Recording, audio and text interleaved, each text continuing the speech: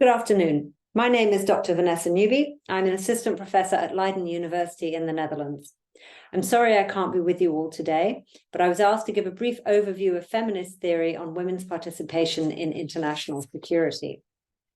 Across all feminist perspectives, the military is recognized as being an institution dominated by a culture of hegemonic masculinity. Feminists agree that military institutions reinforce and encourage the normalization of gender differences by assigning particular roles to women and men in war and peace. In practice, this manifests as behaviors, images, and texts that reinforce a simplistic dichotomy of men as protectors and women as the protected. However, feminists do not agree on how women should participate in international security.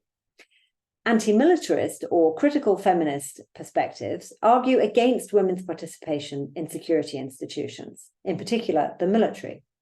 Conversely, pro-participation feminism argues for women's inclusion in national militaries on the basis that it will make them more gender balanced and more effective. I'll take each perspective in turn. Broadly speaking, critical feminists want to overhaul security institutions, which they see as being underpinned by militarist and patriarchal values.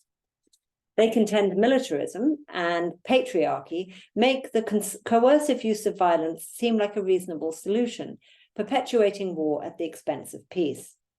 Critical feminist scholarship shows how security institutions oppress, marginalize, and exclude women. The main aim of critical feminism is to challenge the causes of global structural inequalities at their root. Critical feminists argue that greater inclusion of women in security institutions only leads to women being socialized into masculine norms, and that this should not be considered feminist progress.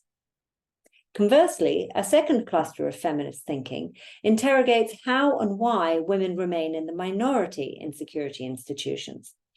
These feminists contend that greater inclusion of women, for example, in national militaries, will contribute to greater gender equality overall. Within this strand, which dominates practitioner debates, we find two main perspectives. Liberal feminism prioritizes gender parity. Its main argument is that including more women in national militaries will change the institution itself and make it more gender equal. Additionally, liberal feminism argues from a human rights perspective that it's unjust to exclude women from such an important state bureaucracy, and that because military service has traditionally been a sign of full citizenship within a state, excluding women from military service signals that women have a lower civic status. Liberal feminist approaches often use what we call an essentialist approach to gender. In other words, gender is viewed as a biological fact rather than a social fact. So key criticisms of liberal feminism, often from critical feminists, include that it has an essentialist view of gender, and that by reducing the argument to one of gender parity, the structural inequalities within security institutions, such as militarism and patriarchal values, remain unaddressed. Now, another strand within what I call or term this pro-participation literature is what we call standpoint feminism. And very briefly, standpoint feminism assumes that differences in gender translate into different lived experiences in conflict settings. This type of feminism fights for gender equivalency, meaning it argues that diversity within a national military is beneficial and that gender differences need to be instrumentalized by security institutions, such as national militaries, to maximize effectiveness. So this means in practice, using women strategically to gain a comparative advantage, such as in intelligence gathering, engaging with local civilians, or acting as a gender advisor in peace missions and so forth. This is often how gender mainstreaming, as part of the WPS agenda, is interpreted within NATO militaries and UN peacekeeping. From my perspective, I do believe increasing our empirical understanding of women's roles in security institutions is a valuable endeavor, not least because it remains under-researched.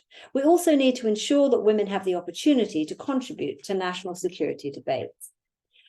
I do hope this very brief outline of the different positions of feminist theory on women in international security is instructive and helpful.